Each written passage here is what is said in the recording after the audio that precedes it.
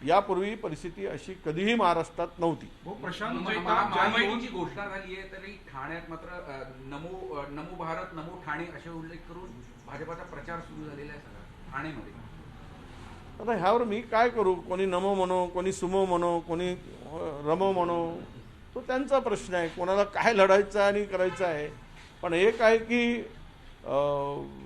सध्या एकनाथ शिंदे साहेबांच्या मागे राहू दोष किंवा शनी दोष वगैरे काही दोष असा आहे का याची खात्री त्यांनी करून घेतली पाहिजे। कुठल्या तरी ज्योतिष्याकडे जाऊन राहू केतू वगैरे ग्रह शांतपणे त्यांना जगू देतील का, की त्यांच्या याच्यामध्ये काही अडचणी आहेत का, तर असंही काही ठिकाणी शंका येते या सगळ्या परिस्थितीत। प्रशांत जगताप यांची उमेदवारी अडचणीची वाटते, कारण ते ज्या 2 जागा मागतात त्याच्यावर राष्ट्रवादी शरद पवार गटाने दावा केलेला आहे। नाही, आम्ही कुठे शरद पवार साहेबांचे त्या जागा आमच्या आता प्रशांत जगताप काँग्रेसमध्ये आहेत। काँग्रेस आम्ही त्यांना शब्द दिला आहे आणि तो आम्ही शब्द पूर्ण करू।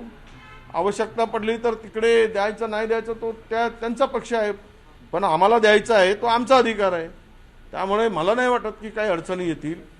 आवश्यकता पडली तर आम्ही पुन्हा चर्चा करू, पण पवार साहेबांच्या बरोबर राष्ट्रवादीच्या दोन्ही घड्याळ आणि तुतारी एकत्र जर जात असतील मग त्यांना विचारण्याचा अधिकार कुठे आहे आम्हाला, किंवा आम्हाला विचारण्याचा अधिकार त्यांना कुठे आहे?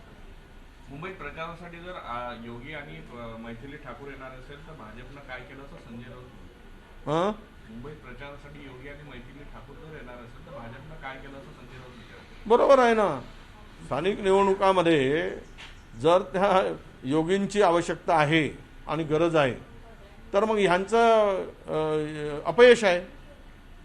या राज्यामध्ये हे सरकार जे चालवत आहेत तीनही पक्ष हे जनतेच्या परीक्षेत नापास झाले आहेत। त्यामुळे दुसऱ्याला बोलवून दुसऱ्यांना दुसऱ्या राज्याच्या मुख्यमंत्र्यांना बोलवून मदत घ्यावी लागते पास होण्यासाठी, हा त्याचा अर्थ आहे। आणि योगींची आवश्यकता पडते म्हणजेच आपला हेडमास्टरला वर्ग सांभाळणं जमत नाही, त्यामुळे प्रिन्सिपलला आणून हा महाराष्ट्र पुन्हा सांभाळावं का अशी परिस्थिती दिसते आहे।